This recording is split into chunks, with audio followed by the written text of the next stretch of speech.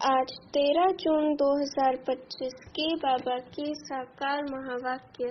बाबा कहते, मीठे बच्चे, इस बेहद के खेल में तुम आत्मा रूपी एक्टर पार्टधारी हो। तुम्हारा निवास स्थान है स्वीट साइलेंस होम, जहां अब जाना है। प्रश्न है, जो ड्रामा के खेल को यथार्थ रीति जानते हैं, उनके मुख से कौन से शब्द नहीं निकल सकते हैं? उत्तर है, ये ऐसा नहीं होता था तो ऐसे होता, ये होना नहीं चाहिए। ऐसे शब्द ड्रामा के खेल को जानने वाले नहीं कहेंगे।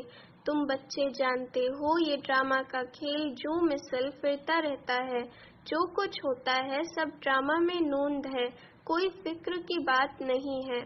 बाबा कहते, ओम शांति।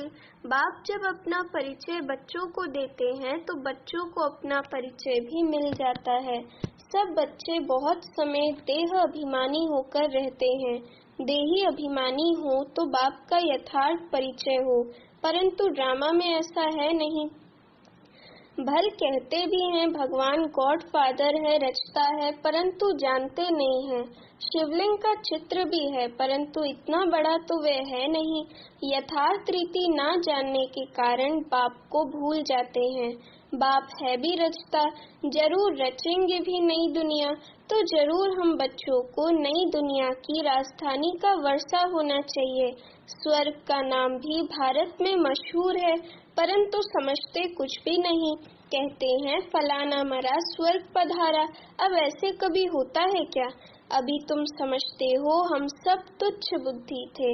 नंबरवार तो कहेंगे ना, मुख्य के लिए ही समझानी है कि मैं इनमें आता हूँ, बहुत जन्मों वाले अंतिम शरीर में।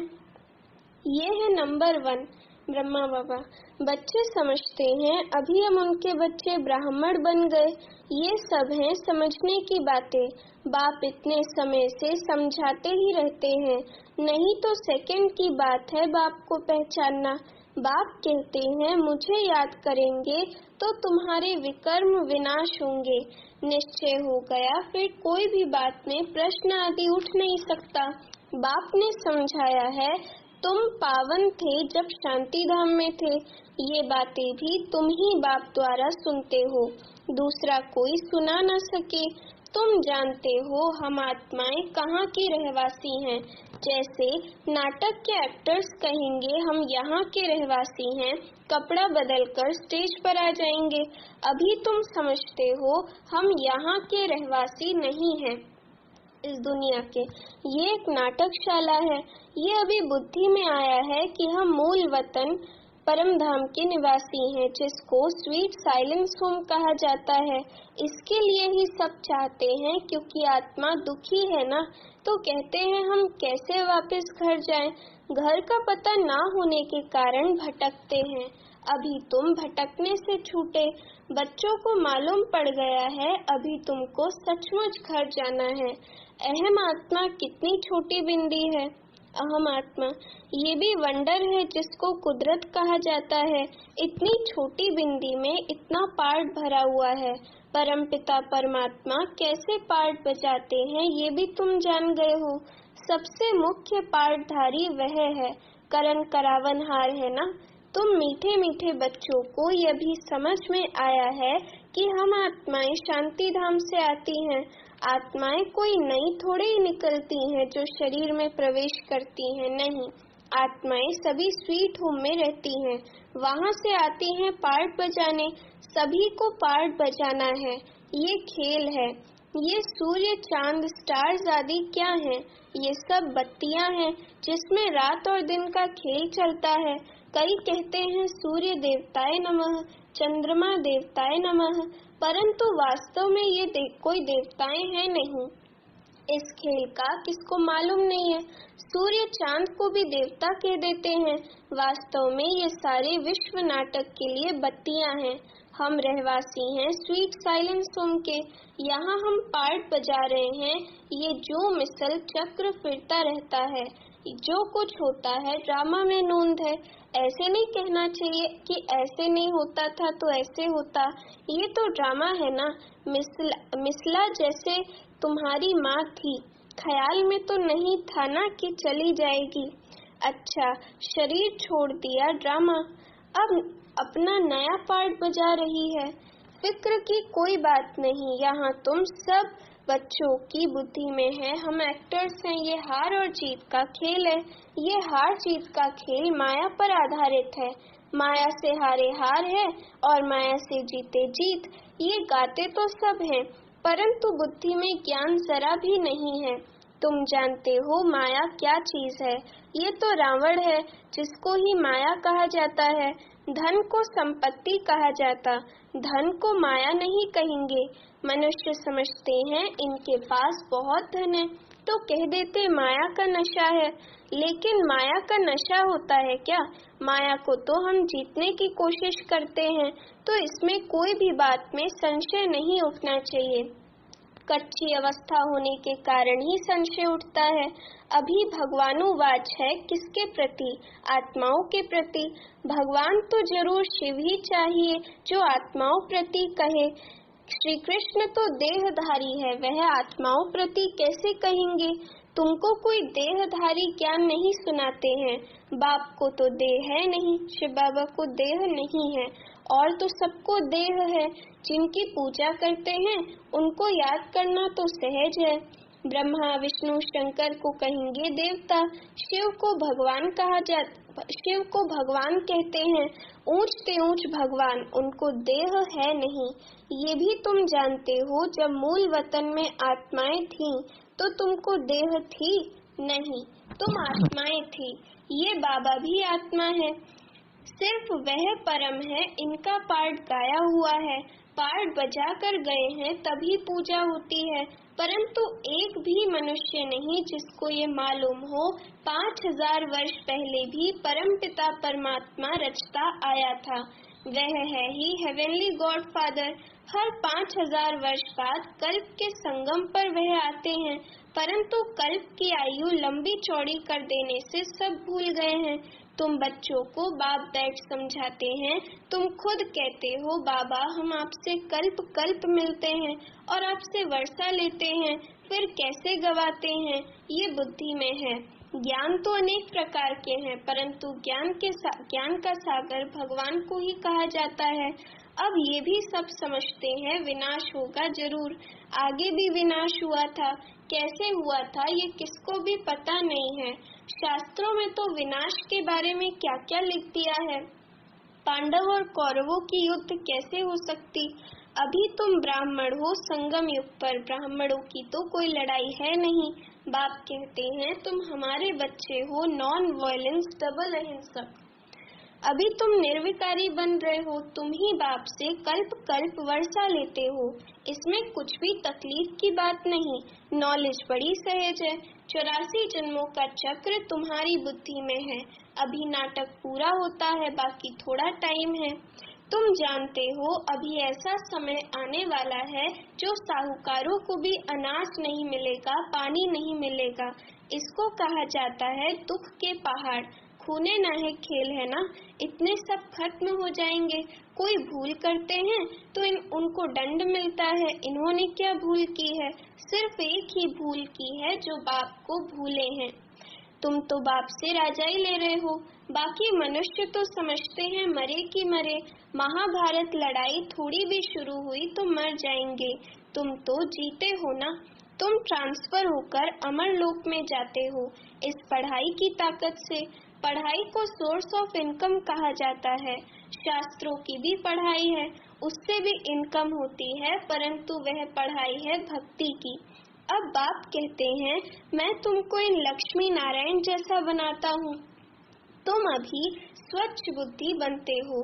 तुम जानते हो हम ऊंच से ऊंच बनते हैं, फिर पुनर्जन्म लेते लेते नीचे उतरते हैं। नए से पुराना होता है, सीढ़ी जरूर उतरनी पड़े ना। अभी सृष्टि की भी उतरती कला है। चढ़ती कला थी तो इन देवताओं का राज्य था, स्वर्ग था। अभी नर्क है। अभी तुम फिर से पुरुषार्थ कर रहे हो स्वर्गवासी बनने के लिए। बाबा बाबा करते रहते हो, ओ गॉड फादर कह पुकारते हैं, परंतु ये थोड़े ही समझते कि वे आत्माओं का बाप ऊंच से ऊंच, हम उनके बच्चे, फिर दुखी क्यों? अभी तुम समझते हो दुखी भी होना ही है। ये सुख और दुख का खेल है ना, जीत में सुख है, हार में दुख है। बाप ने राज्य दिया, रावण ने छीन लिया। अभी तुम बच्चों की बुद्धि में है, बाप से हमको स्वर्ग का वर्षा मिलता रहता है। बाप आया हुआ है, अभी सिर्फ बाप को याद करना है तो पाप कट जाए। जन्म जन्मांतर का सिर पर बोझा है ना, ये भी तुम जानते हो। तुम कोई बहुत दुखी नहीं होते हो। कुछ सुख भी है आटे में नमक, जिसको काग विष्टा समान सुख कहा जाता है। तुम जानते हो सर्व का सद्गति दाता एक ही बाप है। जगत का गुरु भी एक ठहरा, वानप्रस्थ में गुरु किया जाता है। अभी तो छोटे को भी गुरु करा देते कि अगर मर जाए तो सद्गति को पाएंगे। बाप कहते हैं वास्तव में किसको भी गुरु नहीं कह सकते। गुरु वह जो सद्गति दे। सद्गति दाता तो एक ही है, बाकी क्राइस्ट बुद्ध आदि कोई भी गुरु नहीं। वह आते हैं तो सबको सद्गति मिलती है क्या? क्राइस्ट आया, उनके पीछे सब आने लगे जो भी उस धर्म के थे। फिर उनको गुरु कैसे कहेंगे जबकि ले आने लिए निमित्त बने हैं। पतित पावन एक ही बाप को कहते हैं, वह सबको वापस ले जाने वाला है। स्थापना भी करते हैं, सिर्फ सबको ले जाए तो प्रलय हो जाए। प्रलय तो होती नहीं। सर्वशास्त्रमयी शिरोमणि श्रीमद् भगवद गीता गाई हुई है। गायन है यदा यदा हि धर्मस्य ग्लानिर्भवति भारत अभ्युत्थानम् अधर्मस्य तदात्मानं सृजाम्यहम्। भारत में ही बाप आते हैं, स्वर्ग की बादशाही देने वाला बाप है, उनको भी सर्वव्यापी कह देते हैं। अभी तुम बच्चों को खुशी है कि नई दुनिया में सारे विश्व पर एक हमारा ही राज्य होगा। उस राज्य को कोई छीन नहीं सकता। यहाँ तो टुकड़े टुकड़े पर आपस में कितना लड़ते रहते हैं। तुमको तो मजा है, ठगियाँ मारनी है। कल्प कल्प बाप से हम वर्षा लेते हैं तो कितनी खुशी होनी चाहिए। बाप कहते हैं मुझे याद करो, फिर भी भूल जाते हैं। कहते हैं बाबा योग टूट जाता है। बाबा ने कहा है योग अक्षर निकाल दो, वह तो शास्त्रों का अक्षर है।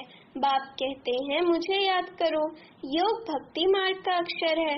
बाप से बादशाही मिलती है स्वर्ग की। उनको तुम याद नहीं करेंगे तो विकर्म विनाश कैसे होंगे, राजाई कैसे मिलेगी। याद नहीं करेंगे तो पद भी कम हो पड़ेगा, सजा भी खाएंगे। ये भी अकल नहीं है, इतने बेसमझ बन पड़े हैं। मैं कल्प कल्प तुमको कहता हूँ माम एकम याद करो, जीते जी इस दुनिया से मर जाओ। बाप की याद से तुम्हारे विकर्म विनाश होंगे और तुम विजय माला का दाना बन जाएंगे। कितना सहज है। ऊंच से ऊंच शिव बाबा और ब्रह्मा दोनों हाईएस्ट हैं।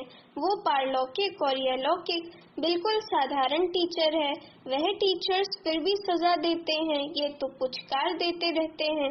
कहते हैं मीठे बच्चे बाप को याद करो, सतो प्रधान बनना है। पतित पावन एक ही बाप है, गुरु भी वही ठहरा और कोई गुरु हो न सके। कहते हैं बुद्ध पार निर्वाण गया, ये सब गपोड़ा है, एक भी वापस जा न सके। सबका ड्रामा में पार्ट है। कितनी विशाल बुद्धि और खुशी रहनी चाहिए। ऊपर से लेकर सारा ज्ञान बुद्धि में है। ब्राह्मण ही ज्ञान उठाते हैं, ना शूद्रों में न देवताओं में ये ज्ञान है। अब समझने वाला समझे, जो भी समझे, जो ना समझे उनका मौत है। पद भी कम हो जाएगा। स्कूल में भी नहीं पढ़ते हैं तो पद कम हो जाता है। अल्फ बाबा बेबादशाही, हम फिर से अपनी राजधानी में जा रहे हैं। ये पुरानी दुनिया खत्म हो जाएगी। अच्छा मीठे मीठे सीखे लगे बच्चों प्रति माता पिता बाप दादा का याद प्यार और गुड मॉर्निंग। रूहानी बाप की रूहानी बच्चों को नमस्ते। अभी हम रूहानी बच्चों की रूहानी माता पिता बाप दादा को याद प्यार गुड मॉर्निंग और नमस्ते। धारणा के लिए मुख्य सार। पहली पॉइंट, बाप हमें ऐसे नए विश्व की राजाई देते हैं जिसे कोई भी छीन नहीं सकता। इस खुशी में ठगियां मारनी है। दूसरी पॉइंट, विजय माला का दाना बनने के लिए जीते जी इस पुरानी दुनिया से मरना है। बाप की याद से विकर्म विनाश करने हैं। वरदान, अपनी पावरफुल स्टेज द्वारा सर्व की शुभकामनाओं को पूर्ण करने वाले महादानी भव। पीछे आने वाली आत्माएं थोड़े में ही राजी होंगी, क्योंकि उनका पार्ट ही कना दाना लेने का है। तो ऐसी आत्माओं को उनकी भावना का फल प्राप्त हो, कोई भी वंचित ना रहे, इसके लिए अभी से अपने में सर्व शक्तियां जमा करो। जब आप अपनी संपूर्ण पावरफुल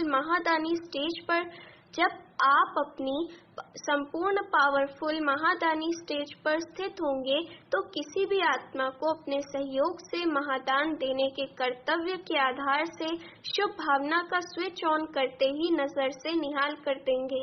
स्लोगन: सदा ईश्वरीय मर्यादाओं पर चलते रहो तो मर्यादा पुरुषोत्तम बन जाएंगे। अव्यक्त इशारे: आत्मिक स्थिति में रहने का अभ्यास करो, अंतर्मुखी बनो। जब सेवा की स्टेज पर जाते हो तो ये अनुभव होना चाहिए कि ये आत्माएं बहुत समय के अंतर्मुखता की रूहानियत की गुफा से निकलकर सेवा के लिए आई हैं। तपस्वी रूप दिखाई दे, बेहद के वैराग्य की रेखाएं सूरज से दिखाई दें।